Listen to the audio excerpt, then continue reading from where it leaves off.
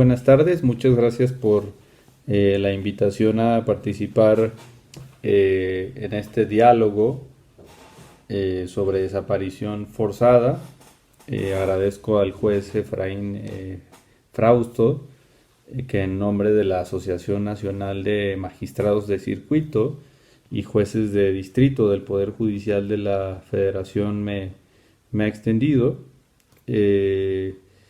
a hablar de un tema que aqueja actualmente a nuestro país y bueno, especialmente al estado de Guanajuato. Tal vez es el estado donde más se están perpetrando actualmente desapariciones, por lo cual es un tema relevante. Debo decir que dentro de mi práctica soy abogado en una organización no gubernamental, el Centro de Derechos Humanos Miguel Agustín Pro Juárez. Es uno de los temas en los que trabajamos, acompañamos a familiares de víctimas de desaparición, y a partir de esa experiencia es que voy a hacer algunas reflexiones, sabiendo que el Poder Judicial de la Federación y los poderes judiciales de los estados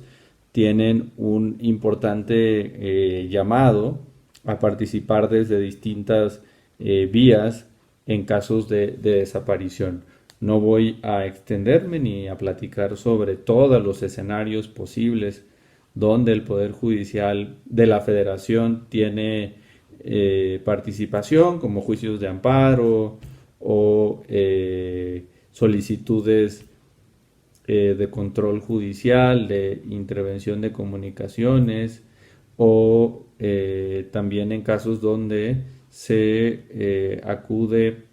a impugnar negativas del Ministerio Público a realizar actos de investigación relacionados con la búsqueda de personas desaparecidas, sino que únicamente me referiré a casos en los que se acusa, en los que se judicializan carpetas de investigación o se consignan averiguaciones previas relacionadas con desaparición forzada y a cómo está tipificada. Antes de hablar de algunos de estos problemas de tipificación y de criterios que ya están disponibles en el Semanario Judicial de la Federación, porque si bien son escasos, dado también el escaso número de sentencias condenatorias que existen en el país por desaparición forzada, lo cual en sí mismo es muy escandaloso, dado que el gobierno de México reconoce que permanecen desaparecidas al menos 73,000 personas de 2006 a la fecha, sin que sea posible determinar cuántos de estos casos fueron desapariciones cometidas con participación del Estado y cuáles no. Y ciertamente eso está muy asociado con nuestro sistema de procuración de justicia y las deficiencias en las investigaciones y posteriores judicializaciones de los casos. Habiendo dicho esto, diría que un problema endémico del sistema de justicia penal asociado con la primera parte de un caso es el uso de testimonios como prueba eminentemente y recurrentemente utilizada, porque eso facilita que muchos de estos testimonios, y peor aún si son recabados por el propio respecto del propio imputado, pueden ser obtenidos bajo tortura. Precisamente en estos días se cumplieron 6 años de la desaparición forzada de los 43 estudiantes normalistas de Ayotzinapa, y la actual fiscalía ha reconocido que dentro de la investigación que se llevó a cabo anteriormente, la tortura fue usada de manera generalizada, lo cual generó una afectación en el derecho a la verdad de las familias de los estudiantes desaparecidos, porque el uso de la tortura ha provocado que hasta hoy no se conozca el paradero de los estudiantes, y por otro lado también provocó que las acusaciones no resistieran controles judiciales, y por lo tanto las personas acusadas de haber participado en la desaparición hayan sido puestas en libertad, ya sea mediante amparos contra autos de formal prisión, o incluso han sido absueltas al agotarse la fase de instrucción. Ese es un problema. Un segundo problema que actualmente también digamos, podemos encontrar en nuestro sistema de justicia son la existencia de varios tipos penales. Es decir, si bien ya existe una tipificación en la ley general en materia de desaparición y desaparición cometida por particulares y del Sistema Nacional de Búsqueda, vigente a partir de noviembre de 2017, de todas maneras existen casos donde podría ser aplicable los códigos penales ya abrogados por esta ley general. Y a ello se suma que todavía continúa implementándose, no se puede decir que ya se implementó completamente, el sistema penal acusatorio, y hay casos donde incluso puede haber acusaciones mediante el sistema penal acusatorio y otras con el sistema penal mixto, y aplicándose diferentes leyes. Eso complejiza aún más la labor de todas las partes intervinientes, de hecho, en el proceso, tanto la fiscalía como la asesoría jurídica, y también el Poder Judicial, los jueces y las jueces que resuelven este tipo de casos. Ahora bien, de todas maneras, habiendo estos problemas, es posible revisar algunas propuestas de solución que están en el propio Semanario Judicial de la Federación, que pueden ser utilizadas. De inicio, quisiera decir que mi base parte de la tipificación de desaparición forzada que se encuentra en la Ley General en materia de desaparición. El artículo 27 establece que comete el delito de desaparición forzada de personas el servidor público o el particular que, con la autorización, apoyo o aquiescencia de un servidor público, prive de la libertad en cualquier forma a una persona, seguida de la abstención o negativa a reconocer dicha privación de la libertad o a proporcionar información sobre la misma, o su suerte, destino o paradero. Ese es el artículo 27. El artículo 28 establece que al servidor público o el particular que, con la autorización, el apoyo o la aquiescencia de un servidor público, oculte o se niegue a proporcionar información sobre la privación de la libertad de una persona o sobre el paradero de una persona detenida, u oculte a una persona detenida en cualquier forma, se le impondrá la pena prevista en el artículo 30. Es decir, este segundo tipo penal está pensado para una persona que no haya privado de la libertad, que no haya participado en la privación de la libertad, pero que sin haber participado cometa este grupo de conductas. Podemos observar que el tipo penal base contenido en el artículo 27 no integra el verbo rector ocultar, ¿no? Ocultamiento, pero sí está en el artículo 28 de la propia ley. Digamos, una situación parecida ya se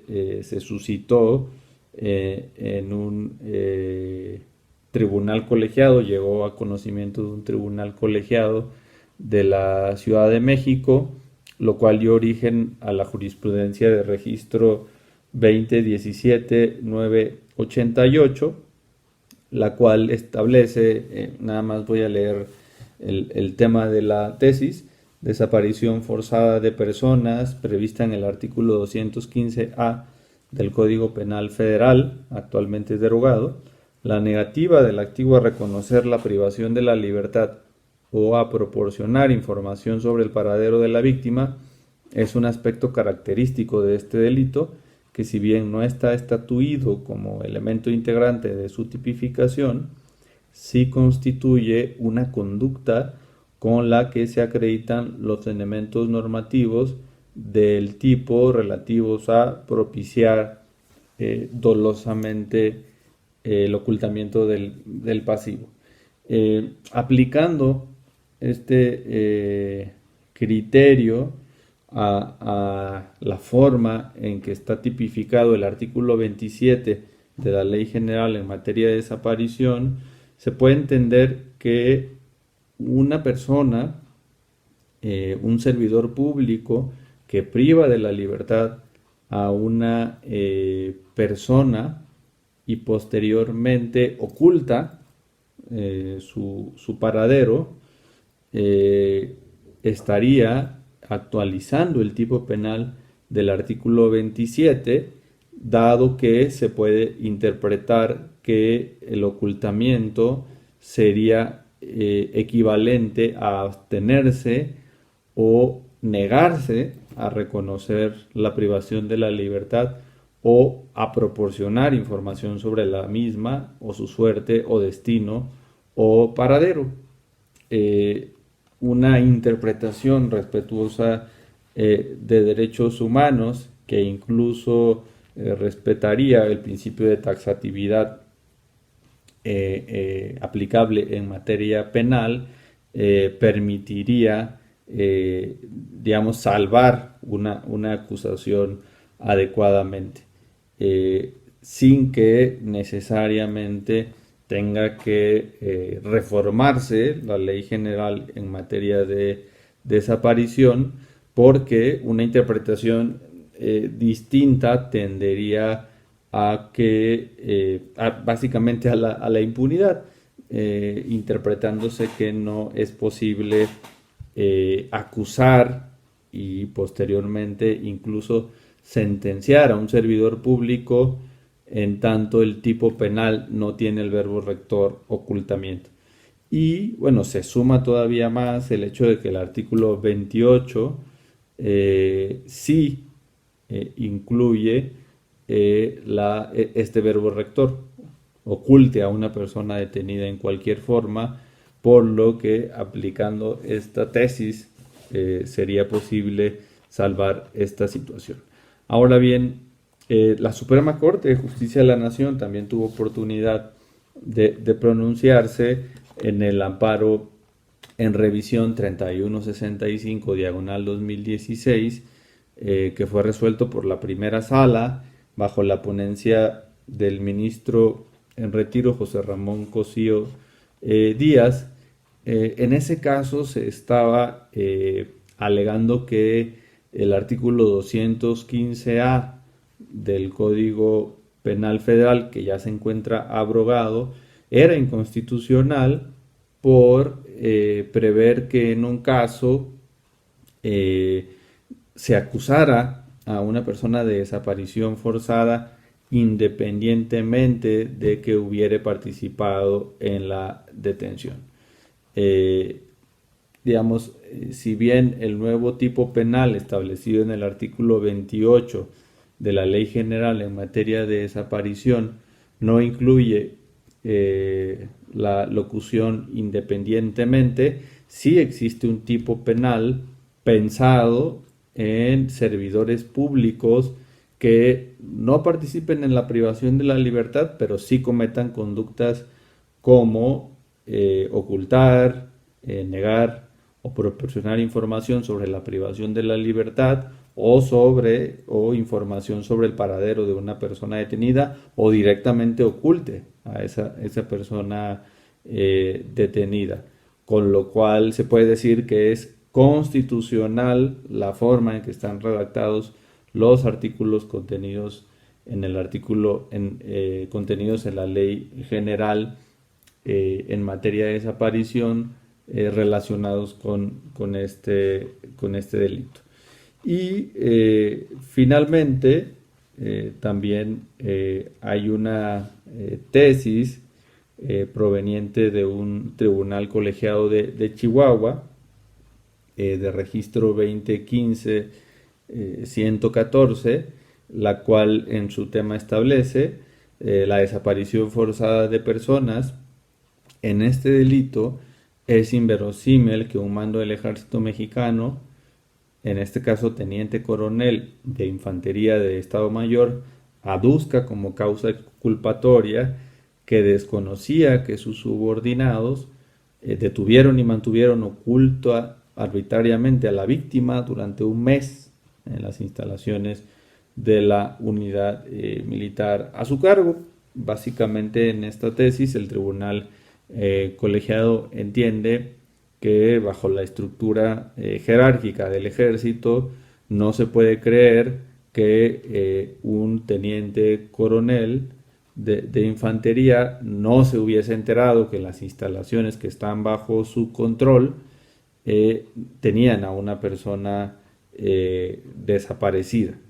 Es decir, es posible utilizar otras formas de participación distintas a una autoría, en este caso una comisión por omisión, para acusar también a superiores jerárquicos de desaparición forzada. Y bueno, finalmente diría que hay que tener en cuenta que el artículo 10 de la Ley General en materia de desaparición, quise decir el 10º transitorio, no el artículo 10, el artículo 10º transitorio de la Ley General en materia de desaparición establece una serie de reglas de traslación del tipo penal en tanto la desaparición forzada es un delito continuado. Entonces es posible que se acuse a personas y de hecho se les sentencie por desaparición forzada por casos ocurridos hace ya varios años en los que no se haya iniciado una investigación. Y hay varios supuestos en este artículo 10º transitorio que están pensados en el Ministerio Público, pero la fracción quinta del artículo 10º transitorio establece que en los procesos pendientes de dictarse sentencia de primera y segunda instancia, el juez o el tribunal que corresponda podrá efectuar la traslación del tipo de conformidad con la conducta que se haya probado, incluyendo sus modalidades, sin exceder el monto de las penas señaladas en la respectiva ley vigente al momento de la comisión de los hechos. Es decir, sí hay una obligación para los jueces y para las juezas de trasladar el tipo penal en caso de que el Ministerio Público hubiese acusado usando otros tipos penales. Incluso, digamos, en la práctica